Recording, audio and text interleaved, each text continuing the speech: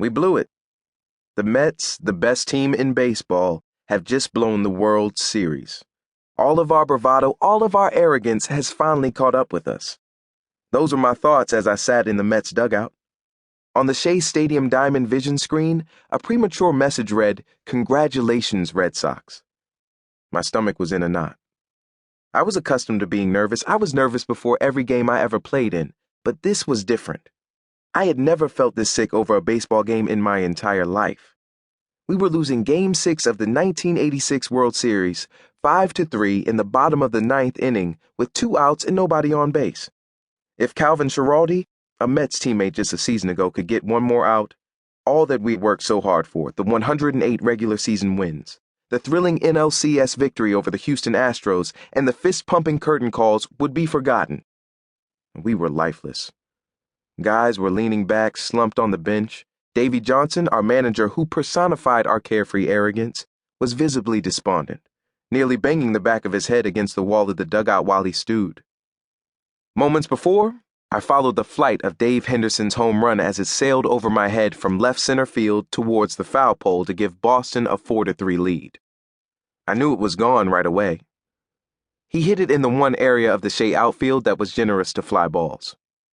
Later in the inning, Wade Boggs doubled and Marty Barnett singled him in to make it 5-3. Despite the now 2-run deficit, I didn't feel any worse than I already did after Henderson's home run. Being down 1 run at that point in the game is almost as bad as being down 2. I was also extremely disappointed that we didn't put the game away in the bottom of the ninth when we had the chance. After Ray Knight and I both reached base to start the inning, Davey had Howard Johnson pinch hit for Kevin Elster to sacrifice us into scoring position. There was just one problem. Hojo was not a bunter. After an unsuccessful first attempt, Davey had Hojo swing away. Now, Davey wasn't a big bunting guy. He didn't like giving up outs. He probably got that philosophy from Earl Weaver, his managerial mentor in Baltimore. I would have kept the bunt on in that spot. Getting Knight to third with less than 2 outs was critical.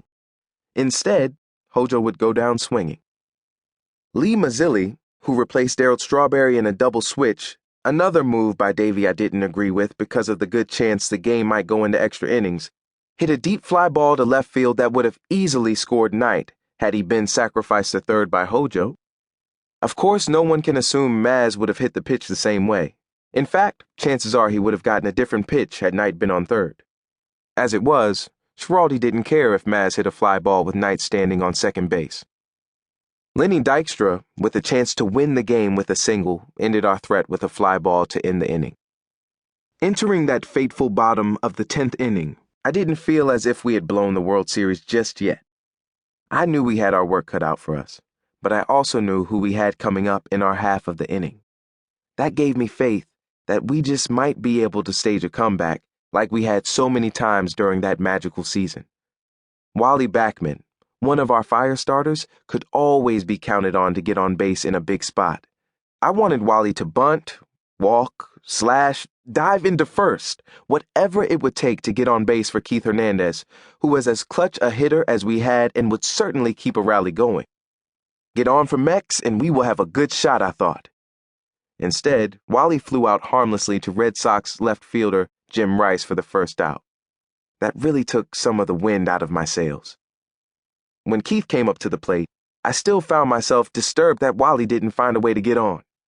But I tried to put on a positive face and encourage the guys, leaning forward on the bench instead of slumping back.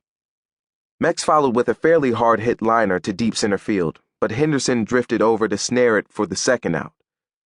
So here we were, down to our last out.